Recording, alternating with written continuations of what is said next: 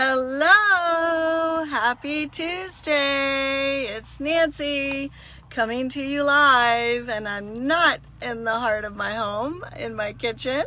I am in my car. And as it happens, I do have to scooch. I'm in between appointments. I had a call from somebody, an agent, who we had written on a property about a week and a half ago, and we didn't get it. And sometimes things fall through, and we got a call that the first contract that they selected fell through, and if our people are still interested, so, which we are, but the property is very unique. It's outside of Leesburg on some acreage, and I'm going to, my people are from out of state. They were referred to me, and I'm going to go walk the property with the listing agent and take some additional photos and whatnot before we send in our revised and updated offer. So anyways, Blessing 7 is watching. Hello. Anyways, so yeah, I had planned on sharing some fall home decor with you today. Hey, Mom. And so that's not going to happen because right after my live, I'm going to be meeting the listing agent on this property that I just mentioned that we'll be writing an offer on. So anyways, couple of things I wanted to talk with you about. First of all, it's kind of interesting. I wanted to share with you a little real estate update about what's happening in the seller market. I do feel I am seeing a little bit of a shift, like a slight shift. And what I mean by that is, you know, instead of earlier in the year when a new house would come to the market, we may get 20, 30, 40 showings in a weekend, 5 or 6 offers, right? Which was really great for our sellers. And now, instead of that kind of level of activity, I'm seeing a little bit of a decrease. So instead of 20 to 30 showings, we may be getting 10 to 12 on a weekend, and instead of multiple offers, maybe just one offer. However, I say this and it sounds, you know, interesting, right? They're like, oh, we're not getting 5 or 6 offers. We're not, you know, we're only getting 1. Well, you know, all we need is 1 contract. And if the days on the market shift from 0 to 5, and we go from 5 to 10, or maybe 2 weeks on the market, it's still a good market. I think people, you know, especially my agent friends, we get so spoiled. Like, we're so used to having things happen right away, and that's not the way it's always been, and it probably won't always be that way. So it is a little bit slight shift, and I wanted to tell you why. Oh, same in Minnesota. What I think is happening, a couple of things. First of all, I checked in with my good lender friend, Russ Harvey, and he always gives me updates on the rates and such. And so I think that the consumers were thinking with the interest rate decrease cut that we had a few weeks back, that it would really affect the mortgage interest rates, which it really hasn't so much. So I think people are a little bit, you know, disappointed. You know, so for a government loan, which is like a first-time home buyer loan, right now you're looking at right around 6% with a 0-point quote. And what that means is you can get a lower interest rate if you pay points for a loan. And for a conventional financing, we are seeing about 6 3/4. So still, I know those are still really good interest rates when you think of the past 35 years that I've been selling real estate. But I know we were also spoiled with those 2s, 3s, and 4s, the years that we had those really low interest rates. And I know people were hoping we would see the interest rates come down quite a bit by year end. So that's number one. Number two, of course, we are in an election year, right? That can have an impact on people kind of holding off on anything.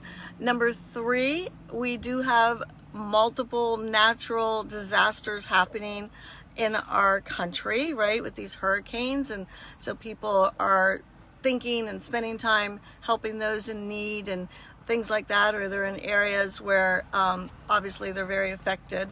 And then lastly, of course, we have some real uneasiness going around the world. And, so I think a lot of these factors are kind of making people hesitant. And I say that we're still seeing activity. Homes are still selling. Homes are still listing. Buyers are still out there. It's just not that flurry of activity that we had earlier in the year. So that's the one thing I wanted to talk to you about. 2 other things I'm going to talk to you about before I go show this property or go view this property for my clients. I was going to do a fall home decor thing. So my question to you is, do you do seasonal decorating? And when you do fall, what do you do? Do you do mums? Do you do pansies? Do you do wreaths? Do you do pumpkins? Do you still carve pumpkins in your home if your kids are gone? We have Thanksgiving coming up. We've got Christmas coming up. I mean, are you one to like change every season and every holiday out your decor? Do you keep it winter? Do you keep it more holiday focused? I'm real curious. And if you do anything this time of year, send me some pictures. Post them here or send them PM me. I always love to see what people are doing and what creative ideas people have for home fall decor. So that's that. And then the last thing I was going to ask you, I was going to take a little impromptu poll. I had it come up over this. I was talking to a client of mine, and she said, Nancy, I have a friend that told me that, she just doesn't think it's a good idea that you're that friendly with your realtor. And I was like, I understand that. And we had a discussion about that. And I told her, I said, well, to my client, Marianne, I was like, Marianne, well, first of all, we were business first, and then our relationship has grown over the last 7-8 years, right? So we've become more friendly, more friendship. As our business relationship grew, so did our friendship. So that's a little bit different than being friends first and then doing business. But I did say, Marianne, I said, you know what, I've worked with a lot of my family and a lot of my friends, and I know for me, I really try hard to set the boundaries of, hey, I'm calling as Nancy the realtor right now. This is a business call. Or, hey, this is Nancy, your sister-in-law, calling as a family matter, right? So I do really try hard to have good boundaries, but I also know that there is no one out there that is going to care more about my friends and family than I do. And then I'm going to ensure that I have their best interests at heart. So having said all that, I'm curious about you. What do you think do you think it's good to work with a business associate who's a friend or family? I'm just curious, impromptu poll here.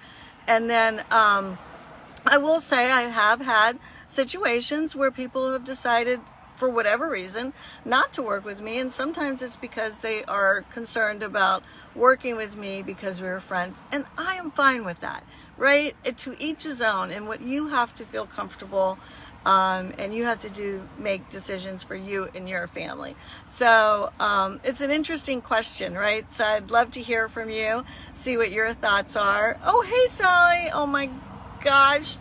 I can't believe all that you guys have been having to deal with down in Florida.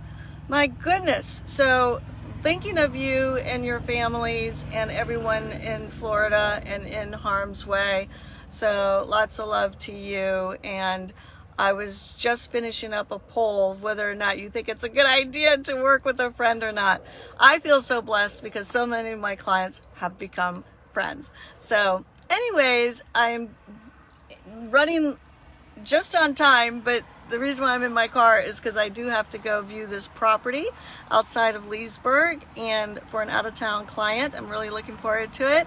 I hope everyone is doing well, and sorry to be late and not do as I was planned, but it's always fun to still pop on and check in with you guys. And certainly I hope everyone's doing okay, and please know, thumbs up, lots of love, and keep smiling. Yes, Sarasota. All right, thinking about you guys. Okay, take care, everyone.